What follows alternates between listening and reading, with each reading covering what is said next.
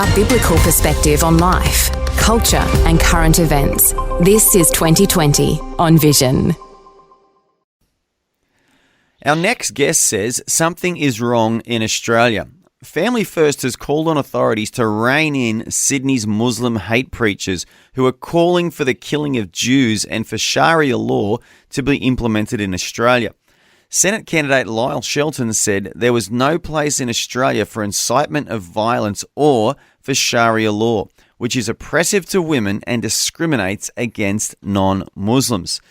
Lyle Shelton joins us now to discuss this. He's the former head of the Australian Christian Lobby and in his current role is National Director of the Family First Party and a Senate candidate for New South Wales. Lyle, welcome.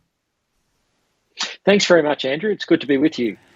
Yeah, Lyle, tell me about the legislation in New South Wales pertaining to hate speech. Is there legislation against hate speech? Look, there is. There's legislation in pretty much all Australian jurisdictions that outlaw vilification. It's called hate speech. It's under anti-discrimination laws. And yet we've seen here in New South Wales in particular, since October 7, when 3,000 Hamas jihadi terrorists crashed through the border into Israel and murdered 1,200 Jews, kidnapped over 100 and raped women. We've seen unchecked hatred of Jews here in Sydney coming from Islamic centres and mosques, and no action has been taken despite these laws on the books. And just last week, we've seen some of these radical hate preachers now calling for Sharia law in Australia. And I just think we've got to stand up and call that out and say there's no place for Sharia law in Australia. This is a free country. We don't want to see women subjected. We don't want to see minorities subjected. It's just not compatible with our Judeo-Christian foundations of this nation. Yeah, so have you had formal contact with authorities in New South Wales and called on them to enforce the laws about the hate speech? No, I haven't. We're speaking out as participants in the democracy, and I just feel that anyone who's got a platform, and we have a bit of a platform at Family First as we're seeking to engage politics, that we need to speak up about this. There are other figures speaking out as well, which I'm pleased to hear, but I think we've just got to be really strong and resist these calls. I've been shocked, Andrew, that platforms and pulpits at mosques and Islamic centres throughout Western Sydney in particular have been used by a number of these people, including Abu Asayad. I'm not sure if I pronounced his name, but he was calling for the killing of Jews, quoting the Quran, which calls for the killing of Jews. And then, just last week, as I say, calling for the implementation of Sharia law in Australia.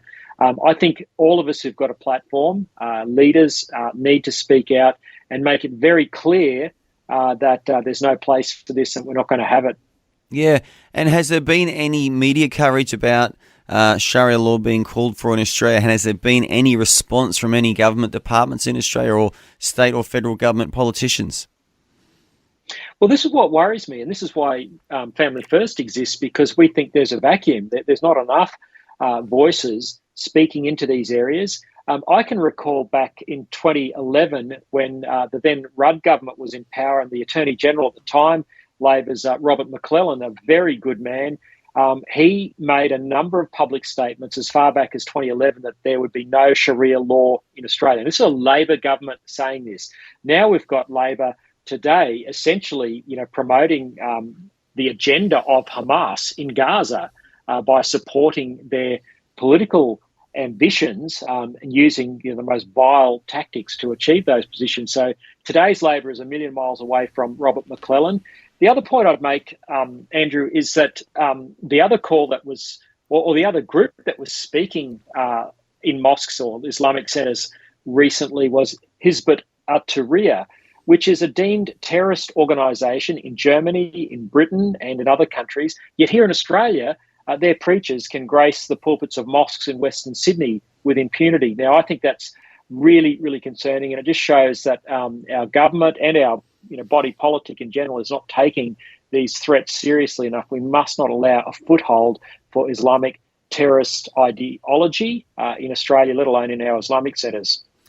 Yeah, I think the phrase was coined a long time ago in America, perhaps in the 19th century, of this concept of vote farming, where you bring groups into your nation and you farm votes out of them by building alliances with them and a strong relationship. And do you think that's what's happening with the Islamic communities, especially in Western Sydney, that the current state government and our federal government are really trying to utilise that as a voter block by not going too hard on them and appeasing them and just trying to be their, well, I say friends in inverted commas because they're not really friends, but do you think that's what's going on here? They're just farming votes?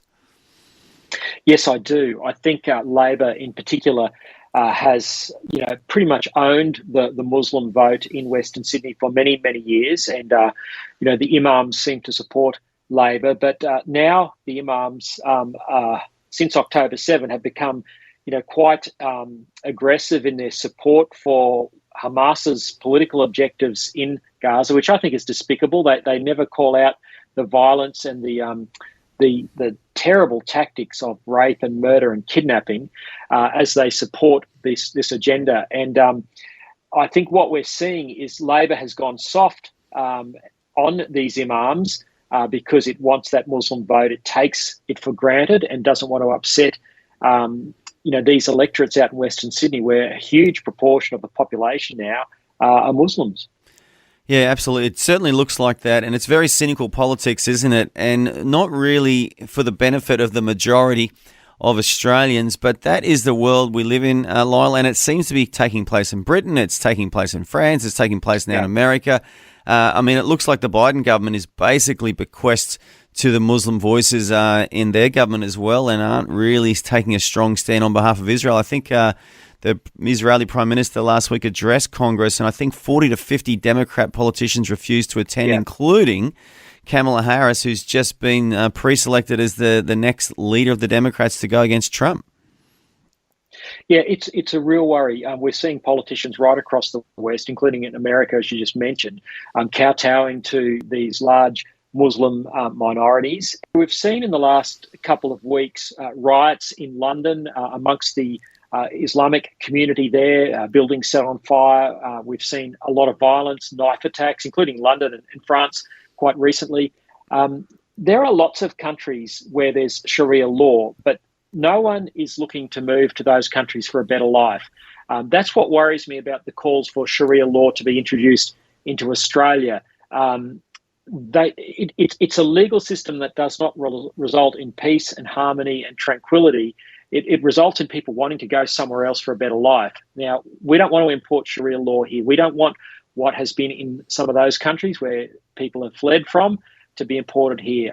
I'm not against immigration, not against people of other ethnicities coming to live in Australia, but they've got to love Australia and love our legal system. And the basis of our legal system is the Judeo-Christian ethic. That's what's given us our freedom and our prosperity. We don't want to replace that with another system which has been shown to have failed in the countries which have it.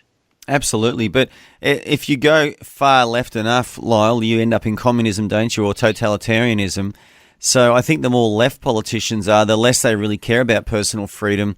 And that's why they can have these unholy alliances with these Islamic extremists as well, because in some ways they both have the same worldview, which is totalitarian control of the population. Look, sadly, that's right. I mean, Islam is a very controlling ideology, and the countries which have Sharia law, are not really free democracies, certainly not free in the way we understand it.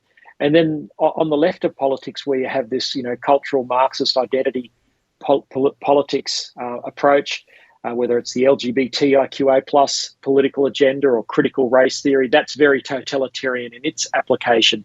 And it's ironic that these two ideologies seem to merge. As Benjamin Netanyahu pointed out, you've got Gays for Gaza supporting the radical Islamists of Hamas, and yet those Islamists would be the first to throw gays off buildings if they ever set foot in their country. So it's a crazy alliance. Both have totalitarian impulses, but it's quite illogical. Both are trying to destroy the West and the Judeo-Christian foundations of the West. That's what they have in common, and that's the unholy alliance that we see on the left of politics and amongst the Islamic political movement. Yeah, well, it was almost like, Nazi Germany in World War II. They were white supremacists who believed in the white Aryan race ruling the world, but they were quite happy to ally themselves with the Japanese, who were not white, because they had similar goals, and that is, once again, totalitarian oppression and murder and rape and conquest of freedom-loving nations. And it's almost like that again, isn't it? Well, that's the irony. You see people who have a common hatred of the West and of our Judeo-Christian foundations will band together in unholy alliances, whether it's the one you just mentioned or the ones between the Islamists and the LGBT radicals. It's this hatred of the West. And that's why we're speaking out, because we have to resist calls to replace what we've got, to replace Western culture, to replace the Judeo-Christian ethic with something else, to not call out deemed terrorist organisations that are operating in our cities. If we're silent, it just creates a vacuum, and that's the real concern I have. And if we don't start speaking up now, we will lose something precious for our future. Well, Lyle, I commend you for speaking up about this, and obviously Family First is speaking up about this, and we hope and pray that your message gains traction and that more and more people hear this message, because I think you'll find the average Australian 100% agrees with you. Now, if people want to get in touch with you, they just go to office@familyfirstparty.org.au. That's office@familyfirstparty.org.au. Any final thoughts, Lyle, before we finish off today? Andrew, just to say that we are running candidates in the upcoming Queensland election. I know Vision Radio is based in Queensland, but has a national presence, of course.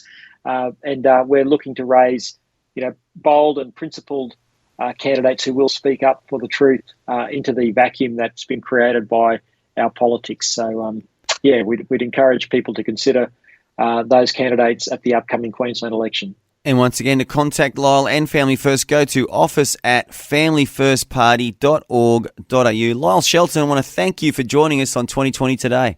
Thanks so much, Andrew. Thanks for taking time to listen to this audio on demand from Vision Christian Media. To find out more about us, go to vision.org.au.